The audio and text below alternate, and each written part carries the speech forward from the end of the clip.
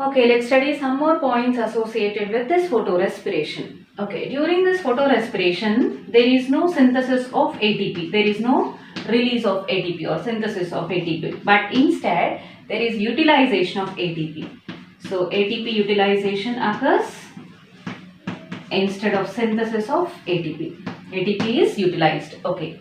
Second thing is, during this pathway, there is no carbon dioxide fixation. Carbon dioxide fixation does not occur. But instead, there is release of carbon dioxide. Carbon dioxide is released. So, as there is release of carbon dioxide, what happens? Release of carbon dioxide from plant into atmosphere. What happens inside the plant body? There is decrease in the concentration of carbon dioxide. As there is decrease in the carbon dioxide concentration, carbon dioxide fixation rate will be decreased. That means rate of photosynthesis will be decreased. When the rate of photosynthesis is decreased, what happens? Plant yield will be decreased.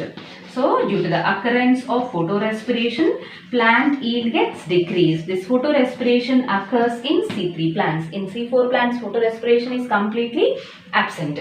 Next, coming to another important significance associated with this photorespiration is involved in protecting the plant from photooxidation of chloroplasts.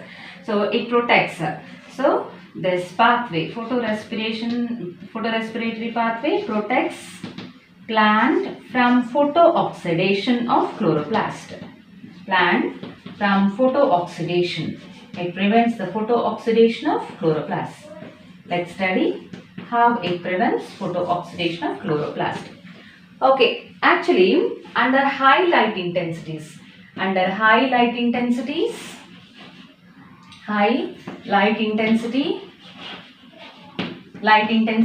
happens?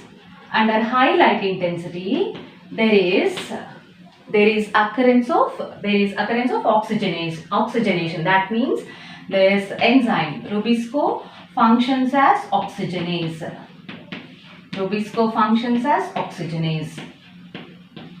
Okay, let's study this later after studying one point.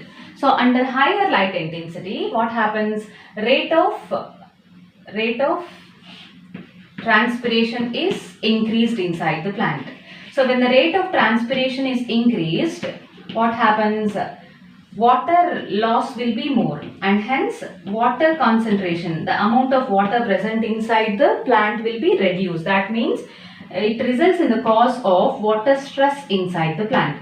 So, when there is water stress inside the plant, it results in the synthesis of a stress hormone called abscisic acid. Now, this abscisic acid causes the closure of stomata.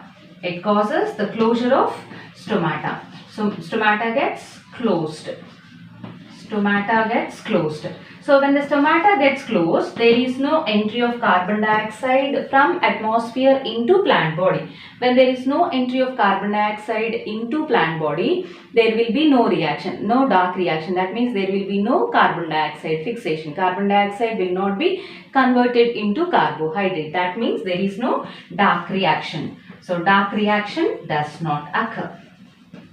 But under high light intensity, what happens? Under high light intensity, light reaction occurs. So, in this condition, dark reaction does not occur, but light reaction occurs.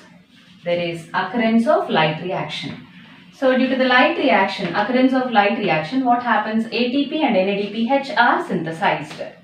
ATP and NADPH. So, this ATP and NADPH which are synthesized during light reaction are normally utilized during dark reaction. But here dark reaction is not taking place, and hence this ATP and NADPH gets accumulated. So, there is accumulation of ATP and NADPH. As they get accumulated, this ATP reacts with oxygen and makes this oxygen as reactive oxygen. And makes this oxygen as reactive oxygen, which causes oxidation, breakdown of chlorophyll pigments present in chloroplast. So, which causes oxidation. So, this oxidation is taking place in the presence of light, and hence it is called as photooxidation. So, this reactive oxygen is causing oxidation of chlorophyll pigments, that is chloroplast, which is said to be photooxidation. So how this photooxidation can be prevented by this pathway means, so what is happening during this photorespiratory pathway? There is utilization of ATP. So if this ATP is utilized in this photorespiratory pathway, what happens? There will be no accumulation of ATP and hence there will be no conversion of oxygen into reactive oxygen and hence there will be no oxidation of chlorophyll.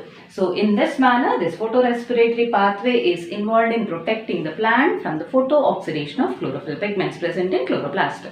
So this is one of the most important significance of this photorespiratory pathway. So I hope you understand all this concept of photorespiration, and in the next video I will be starting with CAM pathway, which occurs in CAM plants, xerophytic plants, succulents. Thank you, students.